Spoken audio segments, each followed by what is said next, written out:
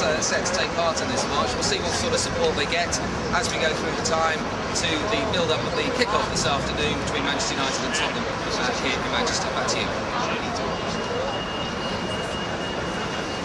Okay. Fine. Yeah, great.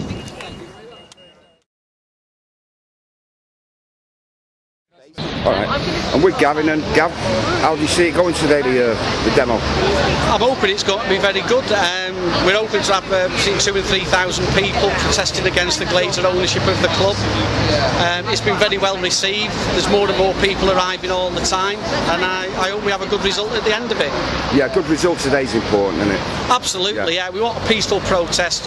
We want the Glazers to know that the fans are not going to take this anymore.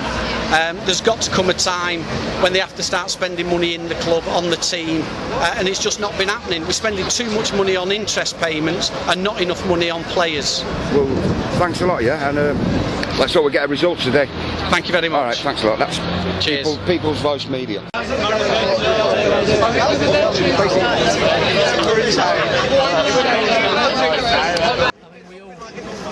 We owe so much money, there's probably no way of ever repaying it. Fact, yeah, and with all the interest that we got to pay back. Yes. Are we in a position as bad as Liverpool? I think we're considerably worse than Liverpool. Do you mind explaining a bit why we? I think Liverpool's debts were something like 350 million, something like that. Yeah. Well, our debts are double that, aren't they?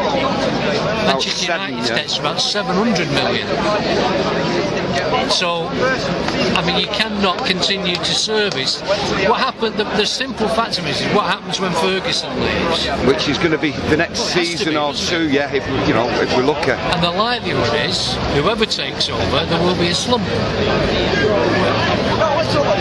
I've been coming a very long time, so I don't want to denigrate day trippers. Okay, yeah. Okay, because United supporters are United supporters, but I personally know people who come because it's the thing to do. I'm not saying everybody's like that, but there are a lot of people like that.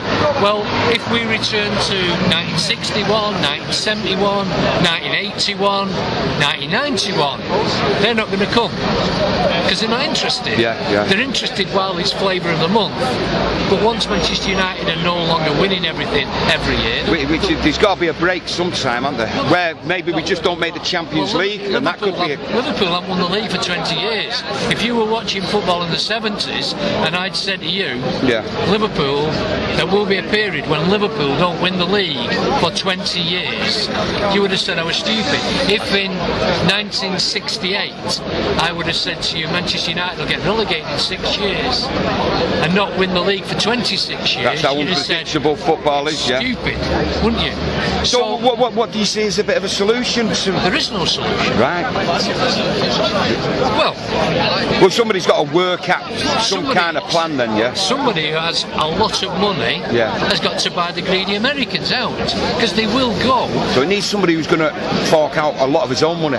Considerable money, just to get it stable. I mean, money beyond your imaginings. Right. So that's, I don't know, that's either a Chinese, an Indian, or a Middle Eastern magnate who can afford to spend £2 billion. But I don't think even Lord Sugar would have be able to step in. Why would he? He'd only do Tottenham anyway. I've no idea how much money he's got, but I suspect he's not that wealthy. Not that wealthy, is there? So well, listen, thanks for the conversation, yeah? Alright, no trouble. Yeah, who's going to win? Kelly? United. Alright. What score then, up? 5-0. Alright, who's your favourite player now? Little P, go on, is it? Hernandez. Alright. Right. See you later.